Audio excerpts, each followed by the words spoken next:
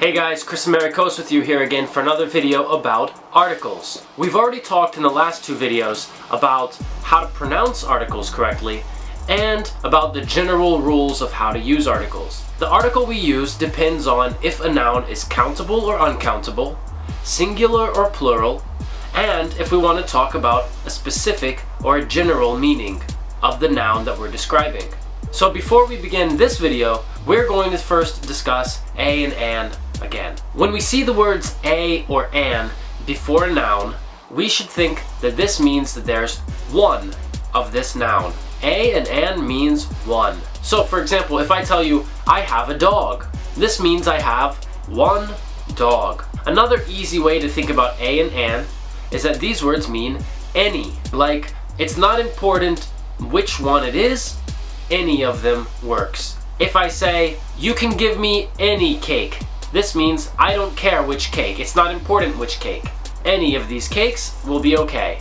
Just give me a cake. You can give me any cake. But let's talk about a few more uses of the articles a, an, and the. We use a and an for non-specific nouns. That means it's not important how one noun is different from all of the other nouns with the same word. I mean that when we say a dog, we don't understand any difference between this dog and all other dogs.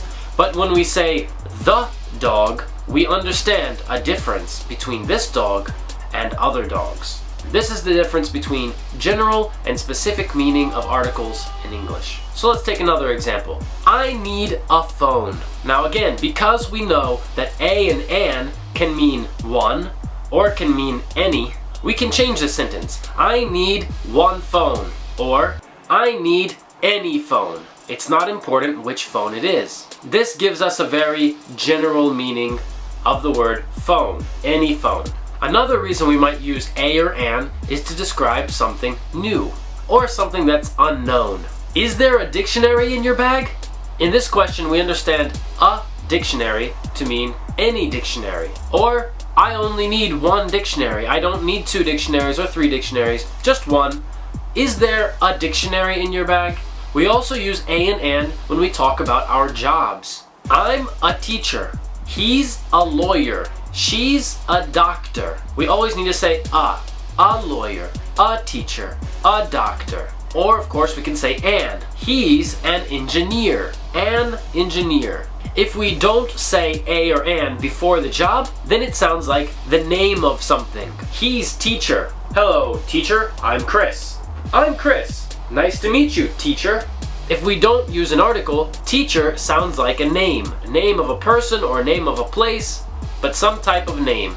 Another reason we use a or an is to introduce the type of something. For example, I ate a juicy steak. So here, our category becomes a little bigger when we use an adjective. First we have the category steak, which could be general, any steak, or specific.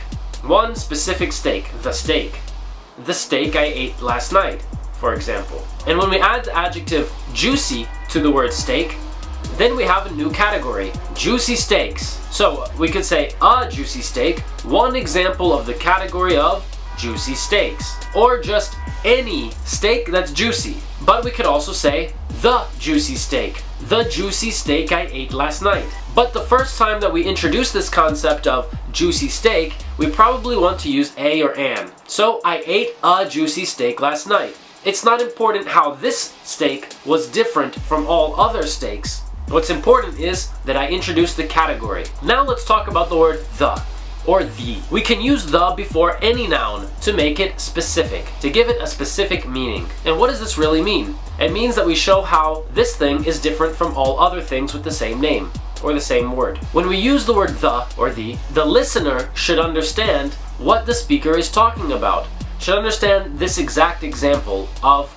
this category. So for example, if we're standing in my kitchen and I say, the book is on the table, then we should already understand. In this room, there's probably only one table, or both people are looking at this table, or everyone understands that when we talk about a table, this is the only table we talk about in this room, the table. But we also said the book. So we understand that the speaker and the listener already were discussing a book, or they already understand which book this is. And when we say, the book is on the table, both listener and speaker understand already which book and which table are being discussed. And this sentence only communicates where this book is. But sometimes it can be confusing to understand this. Let's take an example where we can use both a or the to describe different ideas. So, he bought a house with a big backyard. Here we use a house and a big backyard. He bought the house with a big backyard.